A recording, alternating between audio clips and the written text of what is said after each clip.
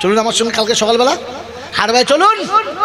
বুধবার বৃহস্পতিবার শুক্রবার বাড়ির বউগুলো স্বামী ফেলে রেখে ওখানে শুয়ে আছে, স্বামী ঘরে ও শুয়ে আছে, মাজারে বলছে ছেলে হবে। স্বামী ছাড়া ছেলে হবে? স্বামীকে পাত্তা দেয় না, মাজারে শুয়ে আছে, বলছে ছেলে হবে। একটা করে মোরগ নিয়ে গেছে, সারা ওই এলাকার মোরগের কপালে খুব কষ্ট, কি বুঝলেন? হ্যাঁ, ওই কালিকাপুর মাদ্রাসায় আছে মামু, সরকারি মামু, জীবনে পেচ্ছাপ করে পায় নাই কিনা যায় না, সে হচ্ছে ওখানে প্রথম মূল সাহেব, লাইন দিয়ে জবাই করে। বলছে কবার? বলে বড় হুজুর কাছে ছুটে পড়িয়ে নিয়েছি, কিচ্ছু বলি না, খালি কাটলি 20 টাকা, কাটলি 20 টাকা। কি ছুরিটা বড় হুজুর কাছে পড়িয়ে নিয়েছে, ওতেই কাটলি। জোরে বলেন, এই মোরগ যারা খাচ্ছে, কি খাচ্ছে? গোশ খাচ্ছে তো। ছি ছি ছি ছি, বাবাজিরা, সোনারা, লালেরা, আর এই কচি কচি বউগুলো 3 দিন করে শুয়ে আছে ওখানে। বলছি কী ব্যাপার? ছেলে হবে। আমি মনে সকাল সকাল বললাম, হুজুর বলছে 3 দিন ছেলে। বলবেন প্রথম রাতি হবে, 3 দিন লাগবে কেন? প্রথম রাতি হবে। 3 দিন লাগে, বোকা কথা গান। আমার আল্লাহ, আল্লাহ ভালো করুক, আমার ওস্তাদ আল্লাহ ভালো করুক ওনাকে। এমন এমন মাঝে মাঝে বলে, ওখান থেকে শিখে আমরা এসে আপনাকে বলি। আরে ভাবেন বসে বসে, আল্লাহ পাক শোনাচ্ছে যে সন্তান হওয়ার জন্য স্বামী দিয়েছি।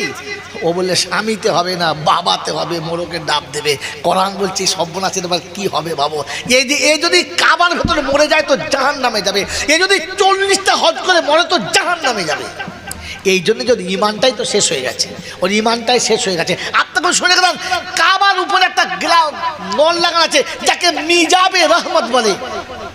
যদি হজ চলাকালীন, তওয়াফ চলাকালীন হঠাৎ করে বৃষ্টি নামে আর ছাদের উপর থেকে ওই পানিটা পড়ে, ওই পানিটা হাজি সাহেবরা ধরে নেয়, এটা মিজাবে রহমত বলে।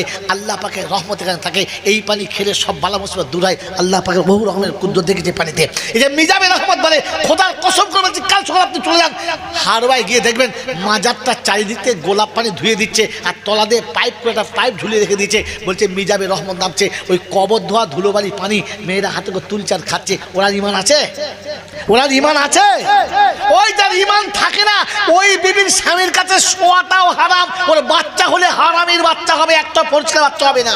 যদি আমার কথা মিথ্যা হয় তো আল্লামা রুহুল আমিন সাহেবের খেতাব তুলুন, আমাদের খেতাব তুলতে হবে না। বললে স্যার দেবন্দ্র মৌলভী বলেছে, আল্লামা রুহুল আমিন সাহেব লিখেছেন, ফতোয়ায়ে আমিনিয়াতে লেখা আছে, যদি কোনো মানুষ গান শোনে তার বউ তালাক, সে যেন বিয়ে পড়িয়ে নেয়, তাহলে আগামী বাচ্চাগুলো সব হারামি হবে। কে গান শোনে বলেন? মশলাটা এরকম নয়, খুব কঠিন মশলা। বড় আলেম বড় মাপে লিখেছেন, আপনার ওই থিওরি নাই। গান শোনা হারাম। হারামকে মেনে নিলে, হারামকে মেনে নিলে ইমান চলে যায়, ইমান